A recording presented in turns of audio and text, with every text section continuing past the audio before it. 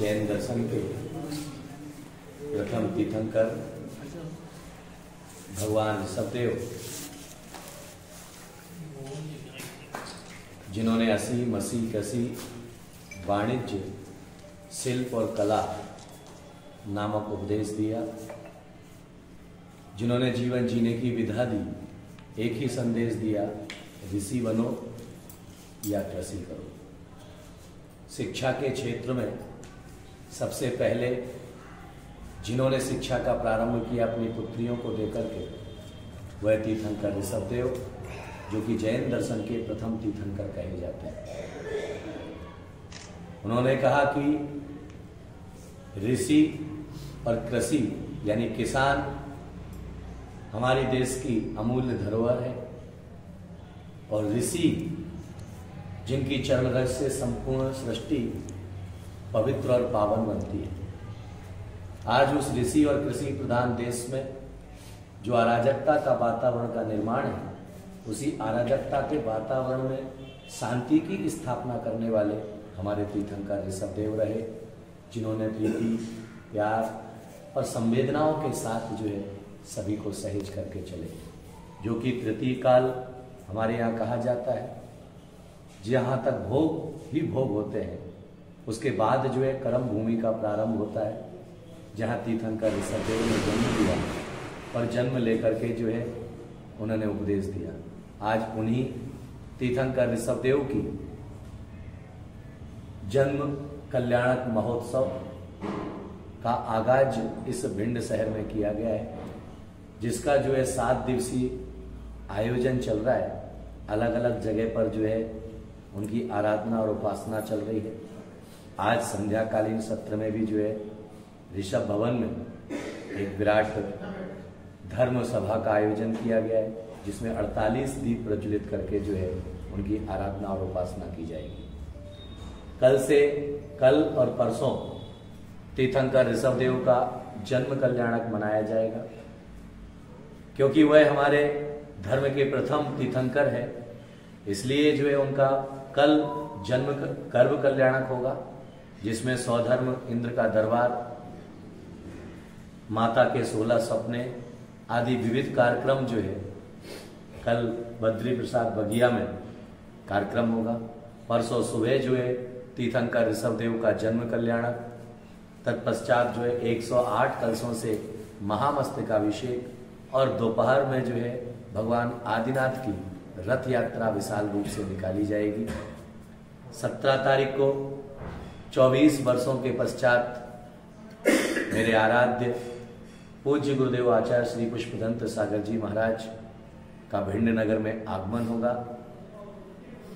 आचार्य श्री सौरभ सागर जी महाराज 29 वर्षों के पश्चात, क्योंकि 93 में जब पूज्य गुरुदेव का यहाँ पर चातुर्मास हुआ था, उस समय वह एलक थे। आज जो है वह आचार्य बन करके जो है भिंड नगर में आगमन होगा। सुभाष चौक तिराहे पर जो है मैं यहाँ से सामने से पहुँचूँगा, वहाँ पर गुरु शिष्य और गुरु भ्राता मिलन होगा। उसके बाद जो है संपूर्ण नगर में भव्य स्वागत जुलूस निकाला जाएगा। तत्पश्चात जो है लगभग 9:30 बजे जो है बद्री प्रसाद बगिया में जो है विशाल धर्म सभा का आयोजन होगा। धर्म जीवन की वह धरोहर है जो जिंदगी को मानव बनना सिखाती है, और सारे धर्म बदलाव लाते हैं, लेकिन जैन धर्म कहता है मन का बदलाव जरूरी है, और जिसके मन का बदलाव हो जाया करता है वह प्राणी मात्र को एक परिवार मान करके जीता है। भारत ही एक ऐसा देश है जो प्राणी मात्र को परिवार की दृष्टि से देखता है।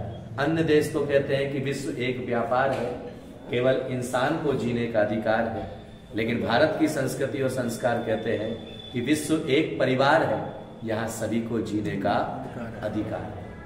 तो उस जीने के अधिकार को जीवन की शैली हमारे तीर्थंकरों के माध्यम से मिली है, हमारे अवतारों के माध्यम से मिली है, और उन्हीं अवतारों और तीर्थंकरों की देन है कि भारत की भूमि पर आज भी सत्य, अहिंसा, अनेकांत जैसे सिद्धांत गुंजायमान हो रहे हैं। आज जो है शांति और सद्भावना के साथ में जो सभी मिल करके रह रहे हैं, वह तीर्थंकरों के ही पुण्य प्रसाद का वह कारण है। आज सभी हम जी रहे हैं, लेकिन जीवन को जीवंत बनाने की प्रेरणा तीर्थंकरों के द्वारा मिलती है, क्योंकि जो स्वयं तेरे औरों को तारे उसे तीर्थंकर कहा जाता है। और संत वह होते हैं जो इम्पॉसिबल को भी पॉसिबल करने की ताकत रखते हैं। आज उसी संस्कृति और सभ्यता को हम लेकर के जी रहे हैं, और उसी संस्कृति और सभ्यता को लेकर के जीने पर आज उस अध्याय को हम जोड़ेंगे। आज पशुधन जो मांस निर्यात के रूप पर कट रहा है, तो वह तीर्थंकरों ने, अवतारों ने कभी उसे स्वीकार नहीं किया।